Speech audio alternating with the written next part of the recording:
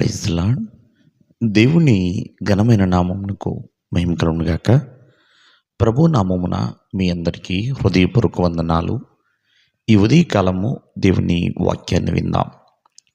కీర్తనలు 103:2.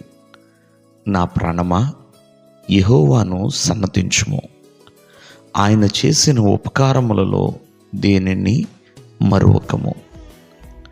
భక్తుడైన దావీదు దేవుని విషయంలో ఎంతో కృతజ్ఞత భావం కలిగిన వ్యక్తి అండి. దేవుడు చేసిన ఉపకారాలలో దేనిని మరవద్దు, ఎల్లప్పుడూ కూడా మరి ఆయనను స్తుతించు అని ఎంతగానో దేవుణ్ణి స్తుతిస్తున్నాడు. దేవుని ఎదుట కృతజ్ఞత కలిగి ఉన్నాడు.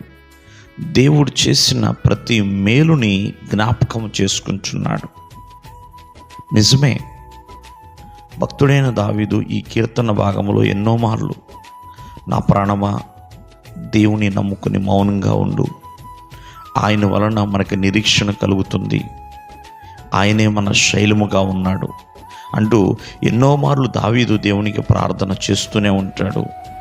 దేవుడు చేసిన గొప్ప కార్యములను, గొప్ప మేలులని, అద్భుతాలని గుర్తు చేసుకుంటూ ఉంటాడు.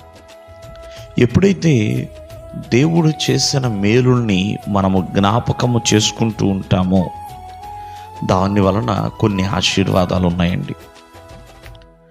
దేవుడు చేసిన మేలుల్ని జ్ఞాపకం చేసుకోవటం వలన మన మనసు ఎప్పుడు కూడా ఆనందంగా ఉంటుందండి. నిజమే, కొన్ని సమయాలలో దేవాది దేవుడు నాకు మేలు చేశాడు అంటూ సంతృప్తి కలిగి సంతోషించగలుగుతాం. అంతేకాదు ప్రియమైన వాళ్ళరా, దేవుడు చేసిన మేలుల్ని జ్ఞాపకం చేసుకోవటం వలన ఒక నమ్మకం అనేది ఏర్పడుతుంది. గడిచిన కాలం అంతా దేవుడు కాపాడి ఉన్నాడు, అలాగే ముందున్న కాలం అంతా కూడా దేవుడు కాపాడుతాడు అని ఒక నమ్మకం, ఒక విశ్వాసం అనేది మన యొక్క జీవితంలో కొనసాగుతూనే ఉంటుంది. ఆ నమ్మకము నిరీక్షణలోనికి నడిపిస్తుంది.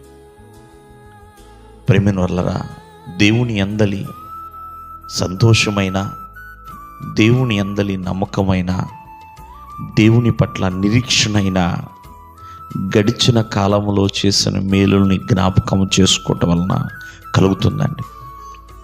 కావున ఈ ఉదయకాలం ముందు ఆలోచించండి. గడిచిన కాలమంతా దేవుడు ఎన్నో ఉపకారములు చేసి ఉన్నాడు. వాటిని మరిచిపోకుండా జ్ఞాపకము చేసుకునుట ఆశీర్వాదకరమే. ఎందుకంటే దేవుడు చేసిన సమస్తమును గుర్తు చేసుకోవటము మనల్ని ఆయన సమాధానముతో, ఎల్లప్పుడూ ఆయనలో సమాధానముతో నడిపిస్తుందండి. దేవుడు మిమ్మల్ని దీవించునుగాక. ఆమేన్.